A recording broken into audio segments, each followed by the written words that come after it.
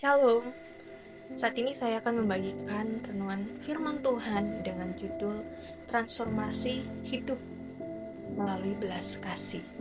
Kalau berbicara tentang belas kasih, pasti umumnya kita semua sudah pernah mengalami belas kasih, kasih sayang dari pacar kah? Atau orang tua, keluarga, orang terdekat kita. Tetapi kecenderungan manusia akan memberikan kasih sayang, belas kasihnya kepada orang yang kita kasih atau orang yang mengasihi kita. Sehingga ketika kita memberikan belas kasih kepada orang lain, pasti kita akan memilih-milih, ini bisa gak saya kasih? Jadi ada banyak pertimbangan dalam pikiran kita karena kita melihat latar belakang dari seseorang, melihat siapa dia, dari mana dia berasal. Karena pemikiran konsep yang tidak benar membuat belas kasih kita kepada orang lain bukan belas kasih yang sejati, tetapi belas kasih yang hanya sekedar untuk orang yang kita kasih. Nah, sebenarnya seperti apa belas kasih yang Tuhan kehendaki dalam kehidupan manusia? Ada 3 hal yang Yesus tunjukkan dari belas kasihannya kepada Matius. Di dalam Matius 9 ayat 9 sampai 13, disitu berbicara tentang bagaimana Yesus dengan belas kasihnya dia memanggil Matius. Ada 3 hal, yaitu pertama, yang Yesus tunjukkan dari belas kasihnya kepada Matius, yaitu Yesus memiliki pandangan yang penuh belas kasih.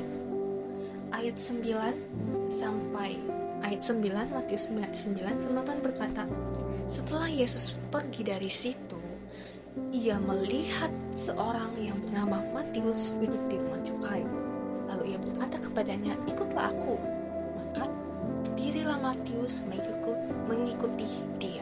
Nah, dari sini kita melihat bahwa kata melihat, jika Yesus melihat seorang yang bernama Matius, melihat ini bukan hanya sekedar melintas, sepintas, tetapi melihat ternyata di sini memiliki makna yang dalam, yaitu melihat ini bukan hanya sekedar melihat, tetapi ternyata melihat ini yaitu mengamati, mengalami, memahami, memilah, dan juga berhati-hati. Sehingga ketika pandangan yang penuh kasih terhadap Matius mengakibatkan satu akibat, yaitu ayat 9, maka berdirilah Matius selalu mengikuti dia. Nah, hal inilah yang terjadi, perubahan yang besar ketika ada pandangan yang penuh belas kasihan, bukan karena hanya ingin mencari sanjungan dari orang lain karena kita menolong orang, tidak, tetapi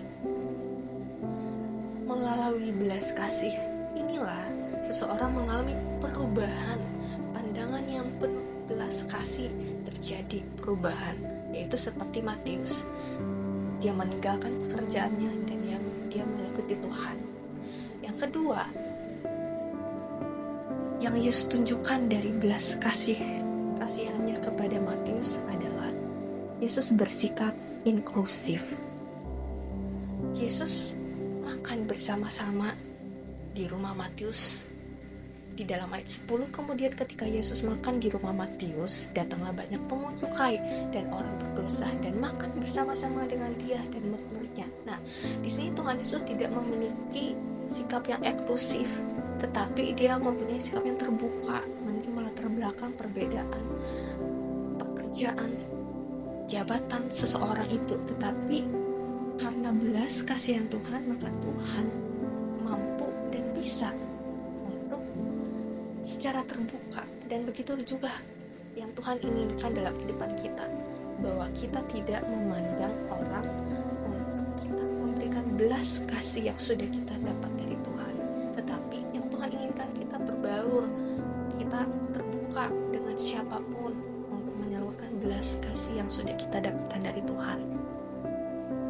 Dan yang ketiga, yang Yesus tunjukkan dari belas kasihannya kepada Matius dalam perikop Matius 9 ayat 9-13 ini, yaitu yang ketiga, mencari orang yang sakit. Belas kasihan yang Tuhan tunjukkan adalah Yesus mencari orang yang sakit.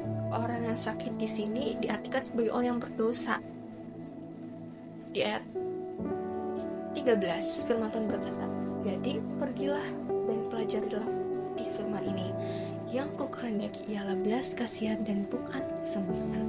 Karena aku datang bukan untuk memanggil orang-orang benar, melainkan orang yang berdosa. Itu adalah kasih Tuhan yang begitu besar ketika dia datang ke dunia, karena ada kasih, belas kasihan kepada umat manusia yang mengalami sakit, yang mengalami dosa, yang dikekang dengan segala ketakutan, dikekang segala kekhawatiran, dikekang segala dosa-dosa yang membuat dia tidak mengerti kehendak Tuhan.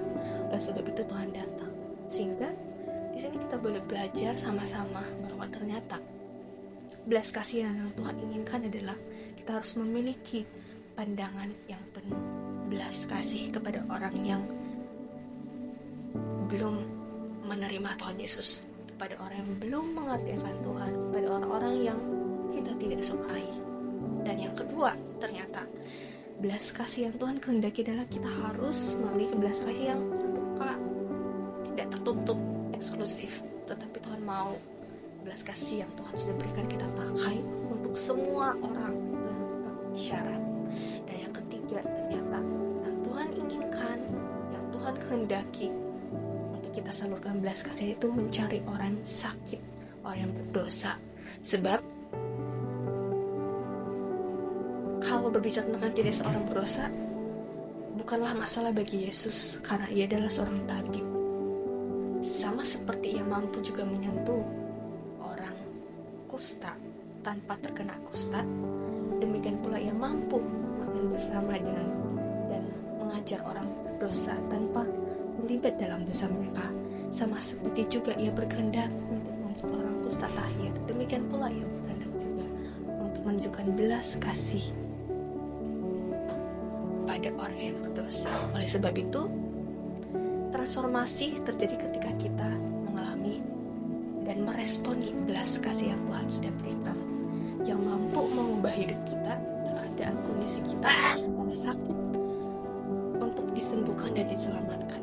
Oleh sebab itu, mari sama-sama kita melakukan belas kasih yang sesuai dengan Tuhan inginkan, dan kita akan terus mengalami transformasi hidup.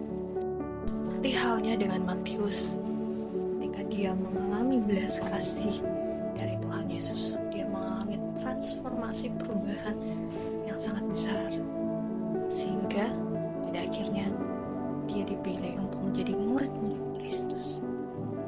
Tuhan Yesus memberkati. Shalom.